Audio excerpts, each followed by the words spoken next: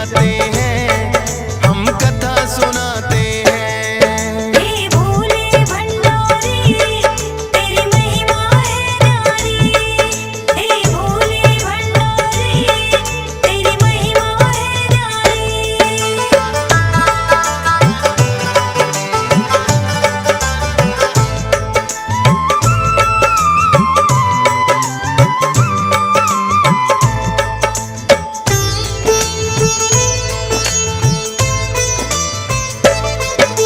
दैत्यों और देवों में एक दिन युद्ध हुआ बड़ा भारी, दैत्यों के हाथों देवों को मिली थी हार करारी। इंद्र देव का भी जीना है फिर तो सिंहासन, लेकर स्वर्ग का राज वो दानव हुए हैं बड़े प्रसन्न। सभी देवता ब्रह्मा जी की शरण में फिर तो आए, बोले दानव कैसे वापिस राज लौट के आए। ब्रह्मा जी उन्हें विष्णु शरण में लेकर जाते हैं, विष्णु जी फिर सब देवों को ये बतलाते हैं। करके सागर मंथन हम अमृत को पाते हैं, पावन कथा सुनाते हैं। बांट के अमृत औरों को खुद विष पी जाते हैं, हम कथा सुनाते हैं। हे भोले भंडारी तेरी महिमा है न्यारी, हे भोले भंडारी तेरी महिमा है न्यारी।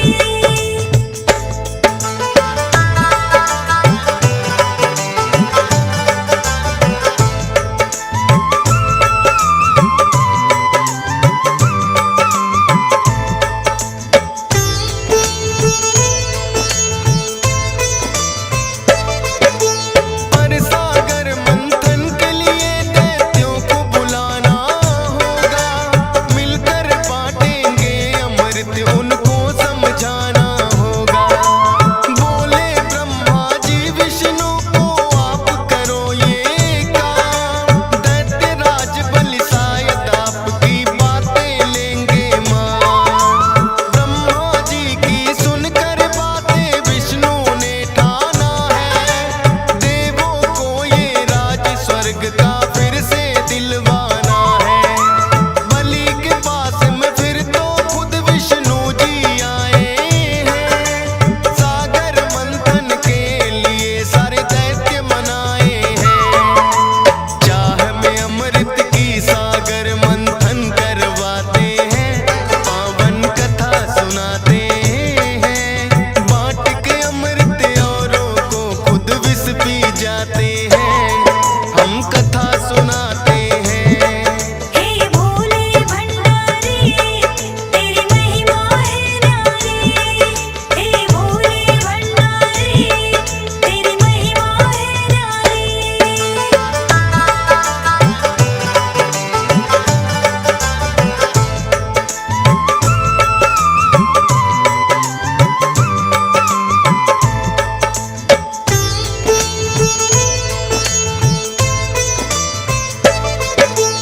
कालकूट विष निकला था सागर मंथन में पहले, देख के उसकी अग्नि को तो तीनों लोक है दहले। ऐसे भयंकर विष को कोई भी ना अपनाए, मुश्किल की इस घड़ी में सबको शिव शंभु याद आए। नारद जी भोले से बोले आप ही हमको बचाओ, ये सृष्टि बच जाए विष से रास्ता कोई बताओ। सुन नारद की बातें ऐसा रचा है खेल निराला, सृष्टि के उपकार की खातिर सारा विष पी डाला। लेकिन सारे विष को अपने कंठ बसाते हैं, पावन कथा सुनाते हैं। बांट के अमृत औरों को खुद विष पी जाते हैं, हम कथा सुनाते हैं। हे भोले भंडारी तेरी महिमा है न्यारी, हे भोले भंडारी तेरी महिमा है न्यारी।